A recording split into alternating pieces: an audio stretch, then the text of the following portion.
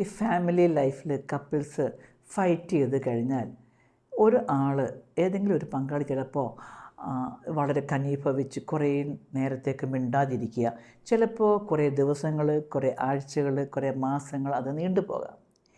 ആരാദ്യം മിണ്ടും, അല്ലെങ്കിൽ ഞാൻ മിണ്ടിയാൽ ഞാൻ താണു പോവുമോ, ഞാൻ പരാജിതയായി പോവുമോ, അവർ വിൻ ചെയ്യുമോ, ഇങ്ങനെ കുറേ ചിന്തകൾ നമ്മളെ അലട്ടുന്നുണ്ടാവാം. അല്ലെങ്കിൽ ആ ഫൈറ്റിൽ പറഞ്ഞിട്ടുള്ള പല കാര്യങ്ങൾ ഒരു മുറിവായിട്ട് നമ്മുടെ ഉള്ളിൽ കിടക്കുന്നുണ്ടാവാം. അതങ്ങോട്ട് വിട്ടുകൊടുക്കാനും ക്ഷമിക്കാനും പറ്റുന്നില്ല. വാശി പിടിച്ചിങ്ങനെ നമ്മൾ മിണ്ടാതെ ഇരിക്കും. ഇവിടെ ഒന്ന് ഓർക്കുക, ഇങ്ങനെ വാശി പിടിച്ചിരിക്കുമ്പോൾ അതൊരു സ്ട്രെസ് ഹോർമോണാണ് നമ്മുടെ ഉള്ളിലുള്ളത്. അത് നമ്മുടെ ശരീരത്തെയും മനസ്സിനെയും സ്പോയിൽ ചെയ്യുമെന്ന് ഓർക്കുക.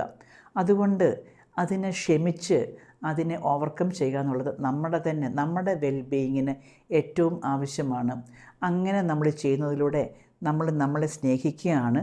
ഒരിക്കലും അത് നമ്മൾ പരാജയപ്പെടുകയല്ല എന്ന് മനസ്സിലാക്കുക.